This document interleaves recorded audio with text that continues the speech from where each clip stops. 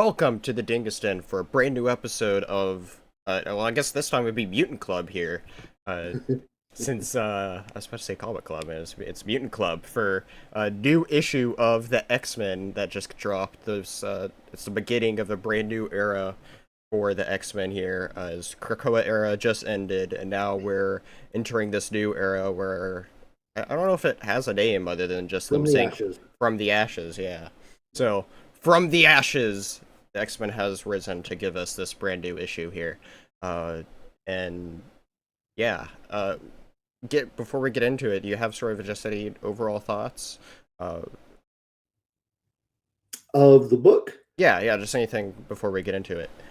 I was glad to see the Krakoa era end. I did like a lot of it, Hmm. but it just seemed like its time had come, and I Sure. was glad to see that the X-Men are back. Strangely, I'm just kind of glad they're back to being the people or being the heroes that people don't like. Gotcha. Yeah.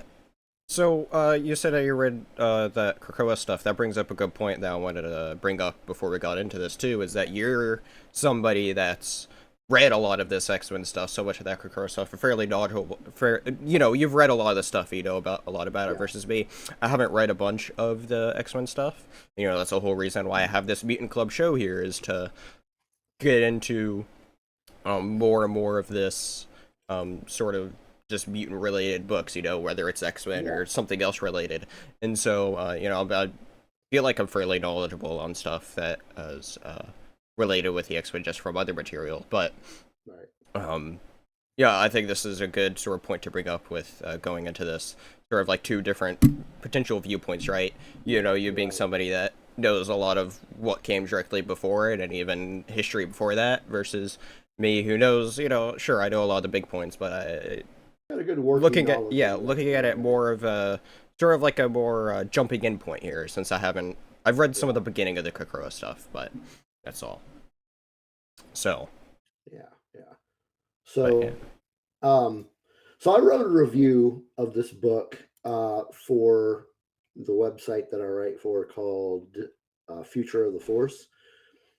And one of the points that I made is if you are a brand new, never read X Men before Hmm. type fan, I don't think this is a good launching point Interesting. yet. Yet. Um, and a lot of it has to do with they don't they don't really the writer of this one, Jed McKay, doesn't really introduce the characters per se. I can see that, yeah. He writes it in a perspective where might you you might not have to have read all of the Krakoan stuff, Hmm. uh, but you might need to know who these characters are because they don't really Sure. tell you who they are. I mean, he assumes you know who these people are. Sure. I could definitely agree to that. Um, yeah, yeah, I'd say I agree with that. But That being said, it is a good book. I did enjoy it. yes, I did too. Just before we get into it, quick side note too, if anybody wants to read the full review that you wrote, check it, check down. It'll be in the links below for that. But yeah, let's just go ahead and get into this, as this issue is titled, or has the title, Fire Baptized Species. As you said, it's written by Jed McKay, who I know is also, I think, writing Avengers right now, and I've heard good stuff about that. Penciler Ryan Stegman, he's actually an artist I really like, so it's pretty cool to see him on X-Men here, as Yeah. well as inker JP Mayer, and then colorist oh my gosh, Marty Garcia. Oh my god, sorry for the name butchering. Sometimes words just don't come out right. Right. Anyway, anyway, lots of great art though, and talent on this book though, and so. But yeah, let's just go ahead and get right into it here. Where it begins, where we see Chief Paula Robbins. She's from the Merle Police Department. Comes from it comes to what this looks like, this abandoned building with an X on it, where she's expecting to meet Scott Summers, but instead she's greeted by the Beast. Uh, Cut to where we see Cyclops and his team with Kid Omega, Psylocke, Magic, Temper, and Juggernaut, where they begin their infiltration mission on this sort of facility. Mhm. Don't quite know what it is yet. Back to Beast and Chief Paula. Beast shows her that they're growing like crops inside of this building, headed by Dr. Herman. Paula then brings up that this building used to be a factory, and since it shut down, that her town that she's from, Merle, who's just they're saying it's like what, just like 20 minutes down, like their neighbors, this factory in the town. Yeah. They've had a hard time since it shut down, but then that's when it's revealed that this factory was what once built Sentinels.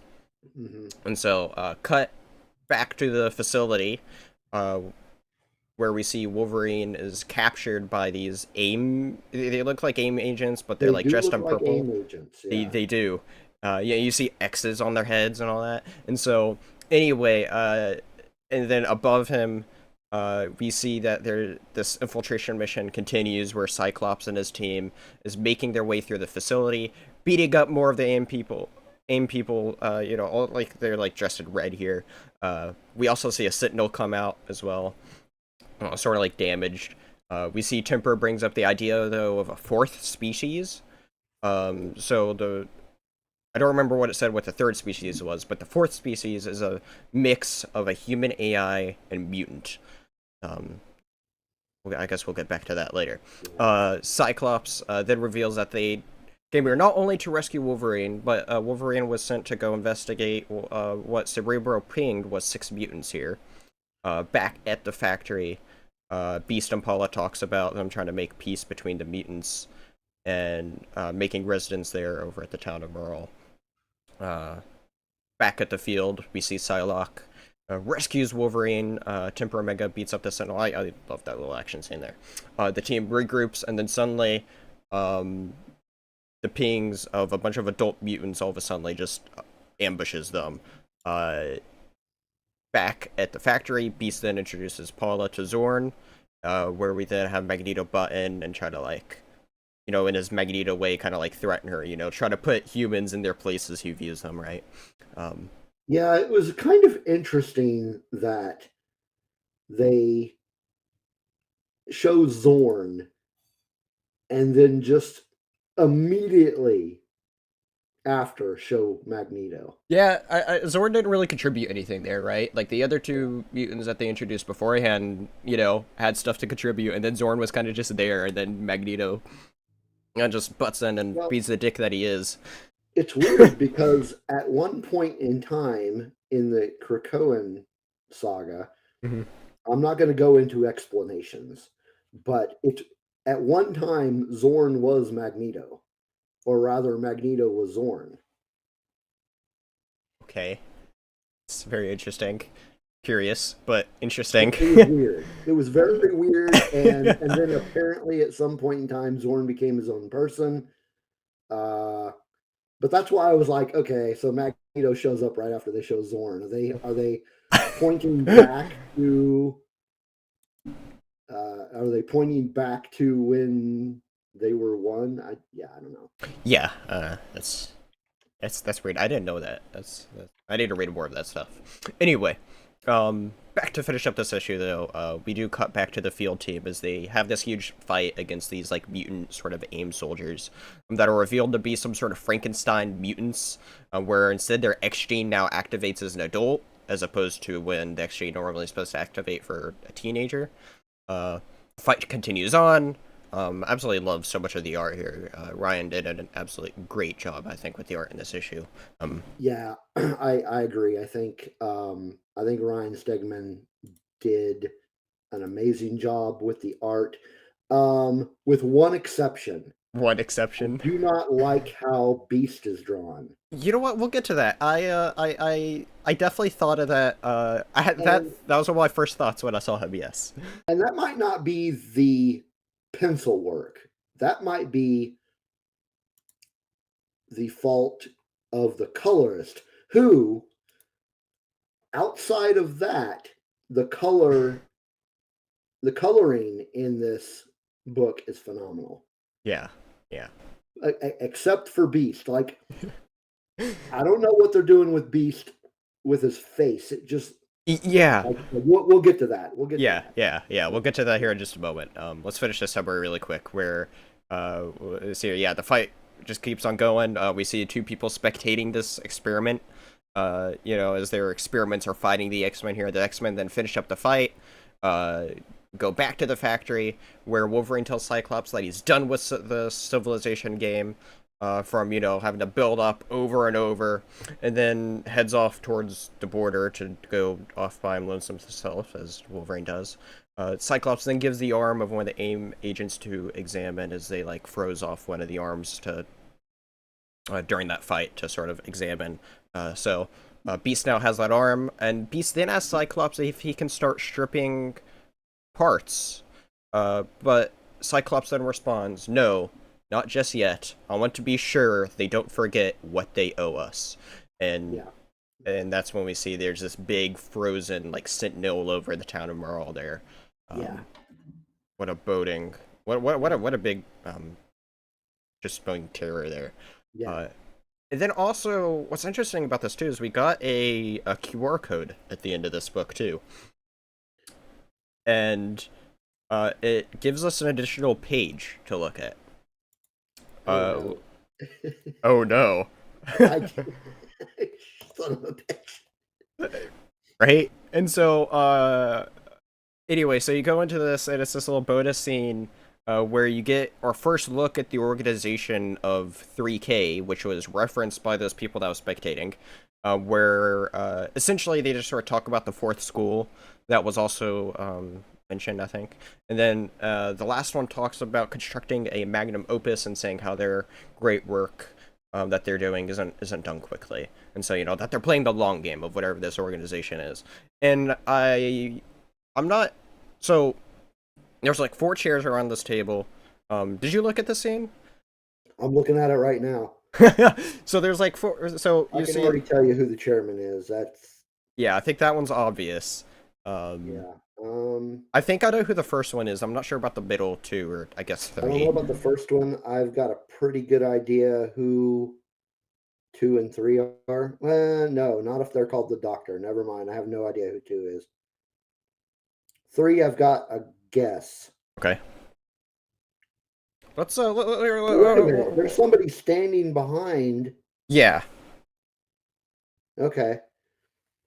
Yeah. Yeah, I didn't check out that QR code because I was reading it on my tablet. And That's the annoying thing is when I scan this on my phone, because that's just like the most convenient thing to look at, right? It pops it up on like this little tiny thing that you can't zoom in on, and so it's like really hard for me to read that. But what's interesting though is that scene. I mean, it's just interesting that they include an extra scene in a QR code, like with it just being one page. Why couldn't you that's have the credit scene in done the that? comic book. That's awesome. Oh, that's funny. But what's interesting about that is that they're setting up something big with the QR code. But yeah, it's an interesting idea to have I that wonder if they're there. going to do that with all the number ones. That would be an interesting idea. A look here, because I had the thought that it seems like the shadows that was watching over them, I think, is in that second panel there. Yeah. What I think, we'll just go ahead and dissect the scene really quick. Is that what I think is well, it's obvious who number 4 is there, right? Yeah, that's clearly the professor. Yeah, clearly Professor X with his headgear from the Krakoa era, so that's sticking around. But then we have the only other one that I have an idea on is, I think the first one, I think, is Cassandra Nova. Oh, that'd be weird because they didn't show her in Krakoa at all that I remember. I mean, that shape just very much looks like what I've seen of her. Yeah, that would be interesting to tie it in with the movie coming out. That's true. It does give you a reason to, like, you don't want your books to be predictable. That's true. Yeah. Well, yeah. I mean, it's just so interesting too, because this makes a very interesting foundation of why is somebody like the professor here. now trying to do stuff against the X-Men now. Like, Well, I mean, I don't you'd, know. you, Maybe. unfortunately, I will have to say you'd have to read All the Krakoa. Well, you don't have right. to read all of the Krakoan era. I do want to. I do need to read at least the main stuff on it. You could get by with just reading the uh, storyline that wraps it up. Interesting. Fall of the oh geez, now I can't remember what the hell they're called. Well, the House of X and Fall of the Rise of House the of Powers X, of and then there's X. what's Is that what that? it's called? Is that called Rise of the Powers of X? Is the other one? Oh man, Fall of the House of X is definitely one of them. Oh man, I can't remember what the other one's called. Hang on. Let me. I I've say read I them. thought it was Rise. But yeah. I do Yeah, need to you go can back get and by read it with all. just reading those Yeah. to understand the whole Professor X thing. Interesting. So that's kind of interesting. I guess we'll use that as a quick segue here to where I think overall though, we're talking about the character introductions not being a great jumping on point, but I thought story wise though, other than that nugget there about maybe not understanding a couple motivations here, and maybe it could still be built upon as we continue on the series, right? Because this is just the first issue, just the first little tease, right? But I Mm-hmm. felt though story wise though this could be a good jumping on point. As long as you mentioned as we talked earlier, know the characters, right? It name dropped all the characters at the beginning, but it didn't explain any of those characters, and like It is Rise of the Powers of X. You are yeah, right. that's what I thought. And so um and so overall though, I thought the story was like a really cool, like a pretty good start though to this new Oh yeah, era. I think it's a great story. Yeah. I think Jed McKay, uh, other than the fact that he didn't really uh, give new readers Hmm. a jumping off point, uh, it's um, it's solid. It is a Yeah. very Yeah. solid book story wise. I really like it. I will definitely be continuing with this as it Yeah. continues on. Um, Yeah, yeah, I think there's a lot of great setup in this. yeah, Um, yeah. you have the factory at the beginning of them. It's interesting the idea too that they're now taking base in a place that was once owned and being a base of Yeah, operations since I was just by gonna say enemies. it's a really cool idea that they took over a Sentinel Right. manufacturing. Yeah. And so, yeah, I really like that. You get several nuggets too of like what could come, right? Something I was talking about there with the fourth generation or whatever of the Yeah, whole Sentinel AI and or human AI with mutants sort of thing. Like I guess teasing the right. next evolution of Sentinels in a case, in a sense, or something like that. Yeah. Um, and so, seeing what comes of that, seeing now somehow AIM involved with Frankenstein mutants and all this other stuff that's going Yeah, on. that was weird to see the AIM guys. I'm like, what the heck is I going on gotta here? say though, I don't know if they've used different colored costumes like that before, but I really like seeing AIM soldiers, like just the colorings there, like the red and the purple there with them. I really like Yeah, seeing all those different colors with them. I don't recall, and this could just be me getting old, but I don't recall anything other than yellow. Yeah, I've certainly never seen anything that's not yellow, and so seeing all these different colors you used, well, I really liked as well.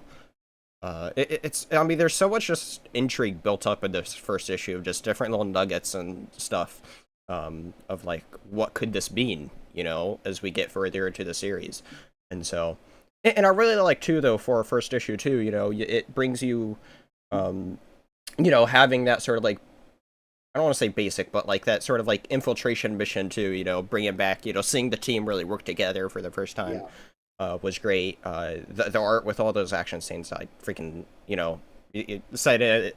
I already said it, I'm saying it again, Ryan's art here in this issue is just freaking it's awesome. really good. What do Yeah. you think of the new costume of Juggernaut? I like it. I I like it. love it. I love Yeah. that new costume. It is so much better than the old brown. It's cool. Uh, I love so, that costume. so And I Yeah. Is it set up also in Krakoa why he's like now working with them? Because for most people, when they think of Juggernaut, he's the villain, right? Yeah, that is I think a lot of that has to do with some of the Krakoan stuff that I might not have read. Interesting. Because I do remember. Okay, so if you're not familiar with the X-Men or the X universe, uh, Juggernaut is the stepbrother of Professor X, but he is not a mutant. He's never been a mutant. If they're changing that, fine. I'm perfectly okay with that. I'm not so much of a purist that yeah, he can't be a mutant. Sure. If they made him a mutant, fine. Point is, he's not a mutant as far as I know. Mm-hmm. But um, sometimes you have to change things up. And Mm-hmm. Juggernaut being a good guy, I'm cool with. Mm-hmm. I Yeah, no, mean, it's cool. his costume is so cool, and the way that he and Magic, like their banter, Yeah. is freaking hilarious. Yeah, I know. Something I thought too about it too is like usually when you think about Juggernaut, at least like with how he's portrayed and like what you think of the typical Juggernaut across like whatever we've seen in live action cartoons, games, like he's kind of like that big dumb brute, Yeah, and so like this one, I was kind of surprised to see all the banter from this Juggernaut, just because it's like you're not used to, at least for me, I'm not used to seeing that a Juggernaut sort of talk a lot like that. But like I said, I was like maybe it's part of like a just more with his character that I don't know. But I'm really interested in seeing where a lot of the characters are gonna grow from here. yeah, Seeing because here's the other thing too, right? Is like there's obviously a big time gap too that's happened. They don't explicitly say yeah, how long, and they even kind of like, I guess they kind of said it at the beginning too, because it said X time after. yeah. It's about. Oh man, I read this somewhere and then I put it in my review and now I can't remember. Um, it's a little under a year Okay, after the fall of Krakoa. interesting. I mean that's still a fair amount of time though. A Yeah, lot of that's a stuff good can time frame. happen, and so as we see at the end there with that giant sort of sentinel that's frozen there, special sentinel there. On the flip side of Juggernaut, going back to that, it's good to see. I'm glad that they're making Beast a good guy again because in Krakoa he was kind of a shit. I mean, he wasn't a villain per se, Mm-hmm. uh, but he was not good. He was doing some stuff that I've was heard about that. Yeah. not cool. Like not cool, man. Not cool. So, But we were talking about Beast earlier, with his little weird facial stuff. For me, and maybe this is what threw you it's off the the most as eyes, well. man. What are they doing with Those, his he eyes? has some weird eyeshadow going on there. It almost looks like he's got two black eyes. Like what are you doing, man? What It looks kind of like evilish in a way or something, or like he just doesn't sleep. I don't know what's going on there. Um, Yeah. That's a good point. That's uh, a good point. It looks like he's not getting any sleep. but Yeah, I don't that threw me off too because it's like I don't know. It's just weird to so have yeah, it other do than that. Hank McCoy's face, I love all of the art in here. I Yes. like the way that he drew Scott Summers, the way that he drew Juggernaut, the way he drew Psylocke, uh, and I'm going to come back to Psylocke here in a second. But just everything, like the art, everything about it is just. I mean, it's great. I love it. It's Absolutely. Yeah, no, awesome. he's such a great artist. Yeah, I'm actually not familiar with him until now. So, He uh, did the art for, was it Venom? okay, that might see because I don't read those. But not I'm just the double check. characters, but like the buildings and everything surrounding it. He just did a really good job. Other than Beast, man, I'm looking at page. I want to say it's page 17, and they've got a close up Hmm. of his face, and it's just it's not good. I don't like it. Yeah, I don't like it. it's weird. Definitely weird. But yeah, the pencil work, the color work, yeah, it's just and the writing, everything about this is very solid and very good. Um, the only criticism I have really for this book is that if this is geared toward brand new X-Men readers, you kind of missed the mark a little bit. Sure. Yeah, I could definitely see that for Other sure. than that, I got no problems with this book. Yeah, Something that I like that this book did too that I want to talk about is that we have that well, one of my actually I love the scene of with Wolverine and Cyclops here at the end. Their contrasting viewpoints, right? yeah, Wolverine's like, because after Krakoa, after the way the world's turned on us again, I'm done. I can't do it anymore. I can't oh, build from the beginning again. completely, yeah, Yeah, and it's such a great scene seeing those contracting viewpoints. Cyclops.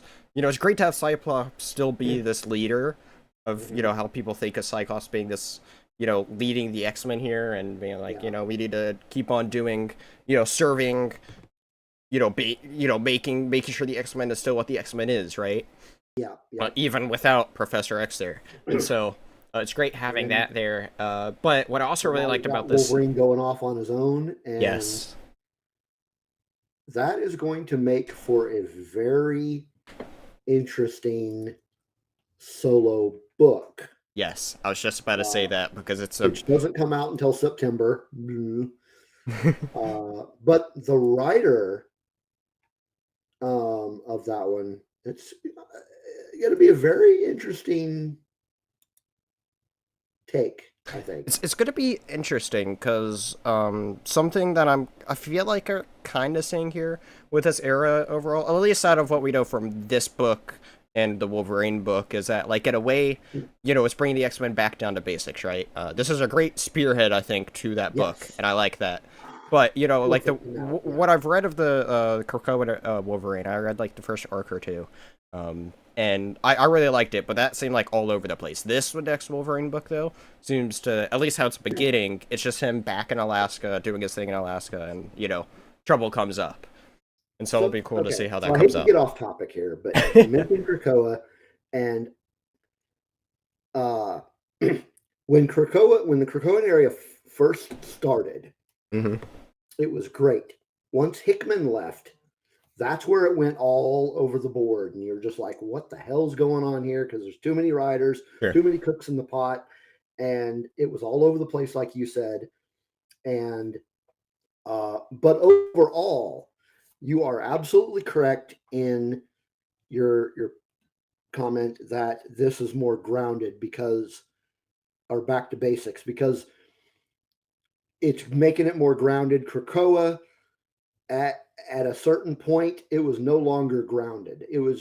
There was just weird. Just things got weird, Hmm. and they became like these immortal creatures, and it was like, Right. okay, that's a little overboard. Uh, I mean, it just I don't know I can't articulate what I'm trying to say, but it was just like, come on, Well, guys. you need to be able to connect and have stakes, right? They, Um, okay, Obviously, it was. they're mutants, but they still have to have a slight bit of humanity to Right. them. And when you make them immortal, they are not human. Right. So yeah, bringing it back to basics, making them more grounded. I'm all for it. Uh, yeah, I did like Krakoa, parts of it. I mean, I liked a lot of it, but then there was a lot that I didn't like. I'm gonna read all of the number ones. Yeah. Chances are,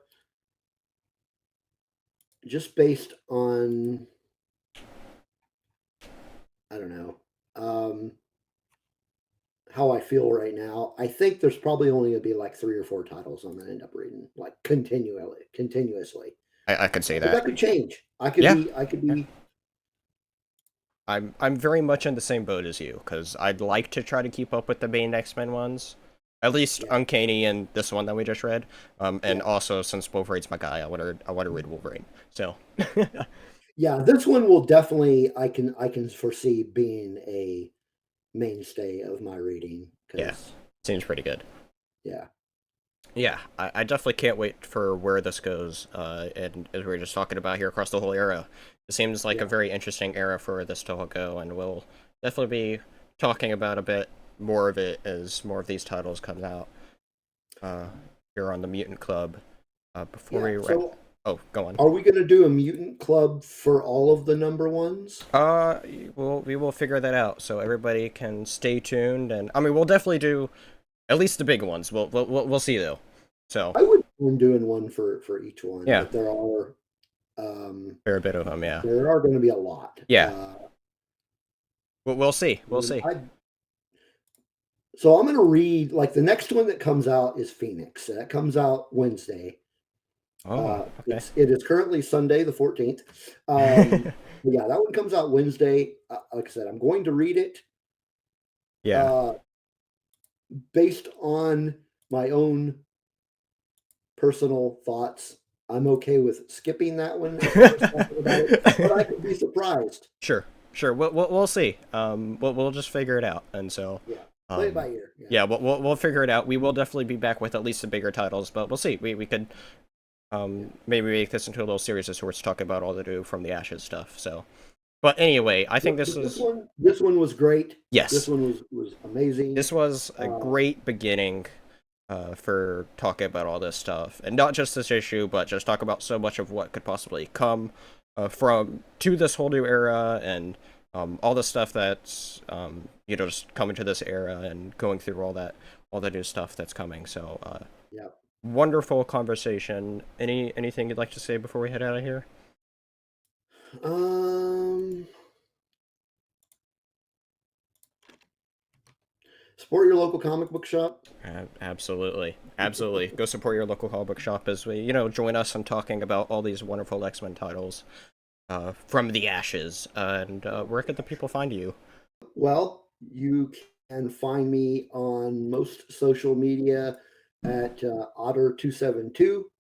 Uh, if you're a Star Wars fan, I have a Star Wars podcast. No There big you go. surprise there. Called Rebel Rock Radio that airs live on Tuesdays at I believe we're changing our time slot. Oh, I'm pretty sure that's going to be a permanent thing. interesting. We're going to start airing at 7 p.m. Eastern. Okay.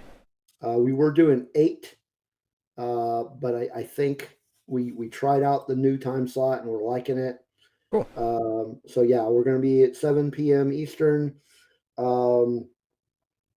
don't know when this is going to air, but this Tuesday we will be talking about the 7th episode of the Acolyte. So that'll already be out by the time this episode is out. So Yeah, go back and watch that. yeah. So yeah, we're finishing up our Acolyte series because that's what's airing right now. When that is over, we've got a few other series that we have Nice. planned. So Awesome. should be interesting. Go check out Rebel Rock Radio for all that fun stuff and music that Yeah, you all play too. Really and we like have a all that. Discord. Yeah. Rebel Rock Radio has a Discord, so There you go. There you go. So check out all the links to that down below. And also, speaking of Mutant Club, I started the Chris Claremont X-Men, beginnings of Chris Claremont X-Men. I have not forgotten. I know it's been a long time since Part 2. I have not forgotten about Part 2. That is going to happen. I don't know when, but it is going to happen. So keep an eye out for that, as that will still hopefully come out here sooner than later. And so, thank you yeah. everybody for joining us here in the Dingus Den. Have a good one. And before you head out of here, hit that like and subscribe button. See you all later. Bye.